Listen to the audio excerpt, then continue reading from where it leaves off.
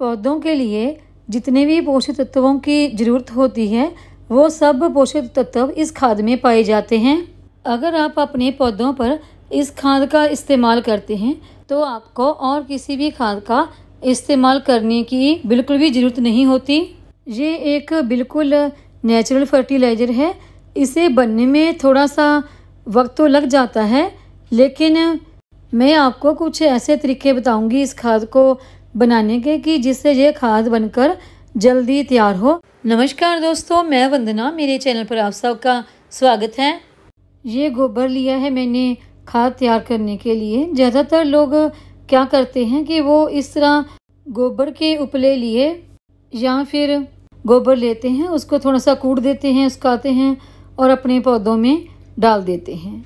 इस तरह गोबर पौधों में डालने से उनमें फंगस लग जाता है और हमारे पौधे ख़राब हो जाते हैं। इसको हमने इसी तरह से नहीं डालना, बल्कि इसकी प्रॉपर खाद तैयार करनी है, फिर इसे अपने गार्डन में इस्तेमाल करना है। ज़्यादातर लोगों को इसकी खाद बनाने की जानकारी नहीं होती। कभी भी आप ताज़े गोबर को खाद बनाने के लिए इस्तेमाल ना करें। अगर आप गोबर के उपलों से खाद बनाना चाहते हैं तो गोबर के उपलों को पहले आप 2 दिन के लिए पानी में भिगो कर रख दें। जब वो बिल्कुल अच्छी तरह से पानी सोख लें, फिर उनको खाद बनाने के लिए इस्तेमाल कर सकते हैं। ये जो मैंने गोबर लिया है खाद तैयार करने के लिए, ये बिल्कुल फ्रेश तो नहीं है, आधा सूखा हुआ है और आधा गीला है। अगर इस तरह आप गोबर ले रहे हैं खाद तैयार करने के लिए तो पहले हफ्ता या 10 दिन आप उसके ऊपर पानी डालते रहें और उसमें मॉइस्चर हमेशा बना के रखें। गोबर में बहुत ज़्यादा हीट होती है। अगर आप इसमें हाथ डालकर देखें तो आपको काफ़ी ज़्यादा हीट महसूस होगी। अगर आप इसमें लगातार मॉइस्चर बना के रखेंगे तो वो हीट धीरे धीरे कम होने लगेगी। इसलिए हमने गोबर में मॉइस्चर बना के रखना है ताकि गोबर की ऊपर की जो लेयर है उसमें से जो मीथेन गैस निकलती है वो अच्छी तरह से रिलीज़ हो जाए। गैस रिलीज़ हो जाने के बाद हम इसमें माइक्रोब्स डालेंगे, क्योंकि उनके बिना ये खाद तैयार नहीं हो सकती। इसमें जो चीज़ हमने सबसे पहले डालनी है वो है मिट्टी। तो मिट्टी जो हमने लेनी है वो भुरभुरी मिट्टी होनी चाहिए। तो अगर आपके पास भुरभुरी मिट्टी नहीं है, क्योंकि अब बरसात शुरू होने वाली है, कई दफ़ा बरसात में भुरभुरी मिट्टी नहीं मिलती है, तो आप जो भी मिट्टी आपके पास है उसकी ऊपर वाली लेयर हटा दें। ऊपर वाली लेयर हटाकर और नीचे वाली मिट्टी आप लें, और बिल्कुल नीचे वाली भी मिट्टी आपको नहीं लेनी है, यानी कि बीच वाली मिट्टी का आपने इस खाद में इस्तेमाल करना है। बहुत ज़्यादा मिट्टी हमने इसमें इस्तेमाल नहीं करनी है। मिट्टी का इस्तेमाल हम यहाँ पर खाद में मिक्स करने के लिए इसलिए करते हैं क्योंकि मिट्टी में बहुत सारे बैक्टीरिया होते हैं जो खाद बनने के प्रोसेस को फास्ट कर देते हैं। मिट्टी को अच्छी तरह से मिक्स कर लेने के बाद अभी हमने इसमें 2 चीज़ें और भी मिक्स करनी हैं, और जो दूसरी चीज़ हम इसमें मिक्स करेंगे वो है गुड़। और मिट्टी मिक्स करने से ये बिल्कुल भुरभुरा सा बनकर तैयार हो गया है। और जो गुड़ हमने इसमें डालना है उसे मैंने पहले ही भिगो कर रख दिया था, और देखिए गुड़ पानी में बिल्कुल अच्छी तरह से मिक्स हो गया है। गुड़ को कभी भी साबुत या फिर छोटे टुकड़ों में तोड़कर ना डालें। गुड़ को पहले इस तरह पानी में भिगो के रख लें कि वो अच्छी तरह से मिक्स हो जाए। और ये गुड़ मैंने 100 ग्राम के आसपास लिया है। अगर आपके पास ये गुड़ नहीं है तो इसकी जगह पर आप शक्कर का भी इस्तेमाल कर सकते हैं।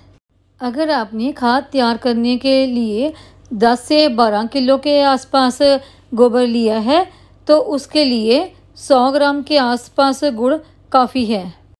गुड़ डालने के बाद जो हमने इसमें तीसरी चीज़ मिक्स करनी है तो उसके लिए मैंने लिया है ये दही। ये दही भी मैंने 100 ग्राम के आसपास ही लिया है। अगर आप दही थोड़ा सा कम लेना चाहें तो ले सकते हैं। दही को हमने अच्छी तरह से मिक्स कर लेना है। मिक्स करने के बाद इसके ऊपर डाल देंगे, और जो दही आपने लेना है इसके ऊपर डालने के लिए वो जितना ज़्यादा खट्टा होगा उतना ही ज़्यादा अच्छा है। और ये बात तो आप सब जानते ही होंगे कि दही में बैक्टीरिया होता है और जब वो दही कुछ दिन रखने के बाद और ज़्यादा खट्टा हो जाता है तो उसमें बैक्टीरिया की मात्रा बहुत ज़्यादा बढ़ जाती है। सभी को हम अच्छी तरह से मिक्स कर लेंगे। और इस दही को भी ना मैंने तकरीबन 3-4 दिन से रखा हुआ है, लेकिन इस बात का ध्यान रखना है कि दही में नमक बिल्कुल भी मिक्स नहीं होना चाहिए। सभी को हमने अच्छी तरह से मिक्स करना है और इस बात का ध्यान रखना है कि जो जो भी हमने इसमें सामान डाला है वो सब अच्छी तरह से बीच में मिक्स होना चाहिए, तभी हमारी खाद बढ़िया और जल्दी बनेगी। इसमें हमने पानी बहुत ज़्यादा नहीं डालना है, बस इतना ही पानी इसमें होना चाहिए कि मिट्टी, गोबर और जो भी हमने सामान डाला है उस सब में अच्छी तरह से मॉइस्चर ज़रूर होना चाहिए। सभी को अच्छी तरह से मिक्स करने के बाद इसे रखने के लिए अगर आपके पास कोई ड्रम वगैरह है तो आप उसमें रख सकते हैं या फिर कोई टब वगैरह है, लेकिन मैं इसे एक बाल्टी में डाल कर रखूँगी। लेकिन जिस चीज़ में भी आपने इसको डाल कर रखना है ना, उसमें कोई सुराख ज़रूर होना चाहिए ताकि उसमें से गैस रिलीज़ होती रहे। अगर जो भी आपने इसको डालने के लिए बर्तन लिया है उसमें सुराख नहीं है तो जब आपने इसको भर के रखना है तो आप इसे ऊपर से पूरी तरह से कवर ना करें। मैंने इसे भरने के लिए ये बाल्टी ली है। इस बाल्टी में कोई भी सुराख वगैरह नहीं है, लेकिन ये बाल्टी ना ऊपर से देखिए यहाँ से काफ़ी ज़्यादा टूटी हुई है। और जब मैं इसे रखूँगी ढक कर तो पूरी तरह से कवर नहीं करूँगी, थोड़ा सा ढक्कन मैं इसका हटा दूँगी। बाल्टी को भर लेने के बाद मैं इसे कवर कर दूँगी। देखिए फ़िलहाल अभी तो मैं पूरी तरह से कवर करूँगी, लेकिन बाद में मैं इसे इतना ही कवर करूँगी। जो दूसरे वाला रख रही हूँ ये इसको मैं हटा दूँगी। और जो बची हुई पड़ी है मेरे पास उसे रखने के लिए मैंने तकारी ली है। इसमें नीचे देखिए सुराख है, तो बचा हुआ सारा सामान मैं इसी में डालकर रख दूँगी। खाद बनाने का ये तरीका जो मैंने आपको बताया है ये सबसे आसान तरीका है और इससे जो हमारी खाद तैयार होगी वो आपके सभी तरह के पौधों के लिए बहुत ही अच्छी खाद होगी। इस खाद को इस्तेमाल करने के बाद आपको दूसरी किसी भी खाद को इस्तेमाल करने की ज़रूरत नहीं है। इस खाद का पौधों के ऊपर असर आपको बहुत ही अच्छा देखने को मिलेगा।